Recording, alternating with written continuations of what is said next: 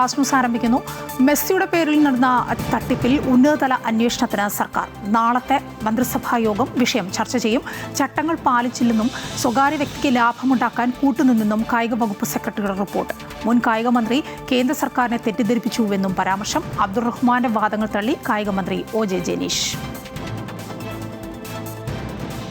തിരുവനന്തപുരത്തും നീണ്ടകരയിലും കാണാതായ മത്സ്യത്തൊഴിലാളികൾക്കായുള്ള തെരച്ചിൽ തുടരുന്നു. നീണ്ടകരയിൽ കടലിൽ കാണാതായ മത്സ്യത്തൊഴിലാളി ഗൗതം കൃഷ്ണയെ കണ്ടെത്താൻ കോസ്റ്റ് ഗാർഡിന്റെ ഹെലികോപ്റ്റർ തെരച്ചിൽ ആരംഭിച്ചു. കൊച്ചിയിൽ നിന്ന് എത്തിയ ഹെലികോപ്റ്റർ കൊല്ലം മാതാ അമൃതാനന്ദമയി മഠം തയ്യാറാക്കിയ ഹെലിപാഡിൽ ഇറങ്ങിയ ശേഷമാണ് തെരച്ചിലിനായി നീണ്ടകരയിലേക്ക് പുറപ്പെട്ടത്.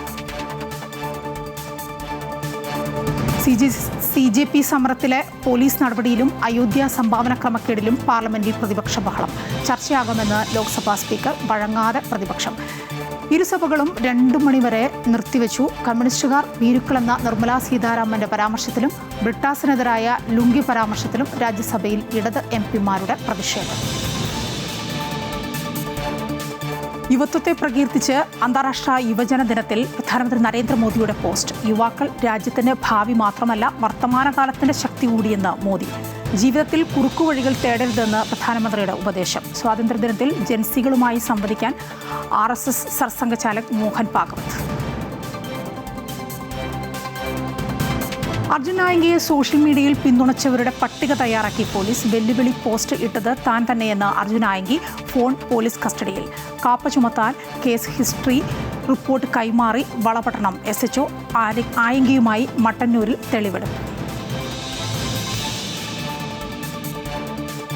എയർ ഇന്ത്യ വിമാനം ആകാശച്ചുഴിയിൽപ്പെട്ട സംഭവത്തിൽ പൈലറ്റ് ലഹരി ഉപയോഗിച്ചെന്ന് കണ്ടെത്തിയതോടെ നടപടി കടുപ്പിച്ച് വ്യോമയാന മന്ത്രാലയം. ചട്ടങ്ങൾ പാലിക്കണമെന്നും പൈലറ്റുമാരിൽ ലഹരി പരിശോധന നിർബന്ധമാക്കണമെന്നും വിമാന കമ്പനികളോട് നിർദ്ദേശിച്ചു. എയർക്രാഫ്റ്റ് ആക്സിഡന്റ് ഇൻവെസ്റ്റിഗേഷൻ ബ്യൂറോയുടെ റിപ്പോർട്ടിന്റെ അടിസ്ഥാനത്തിൽ കൂടുതൽ നടപടികൾ ഉണ്ടാകും.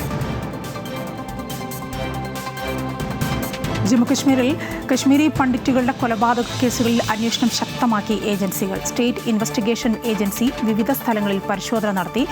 1990-ൽ കശ്മീരി പണ്ഡിറ്റും എഴുത്തുകാരനുമായ സർവാനന്ദ കൗൾ പ്രേമിയുടെയും മകന്റെയും കൊലപാതക കേസിലാണ് നടപടി.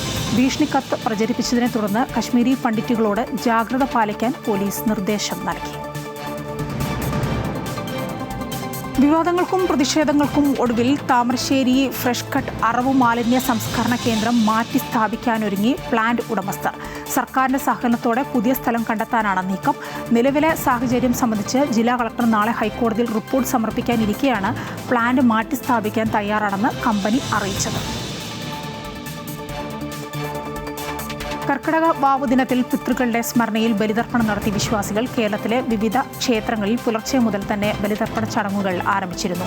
തിരുവനന്തപുരം പരശുരാമ ക്ഷേത്രത്തിലും കൊല്ലത്ത് പ്രധാന ബലിതർപ്പണ കേന്ദ്രങ്ങളിലും പത്തനംതിട്ടയിൽ ആറന്മുള പാർത്ഥസാരഥി ക്ഷേത്രം ഉൾപ്പെടെ വിവിധ പുണ്യസ്നാനഘട്ടങ്ങളിലും ബലിതർപ്പണം നടന്നു.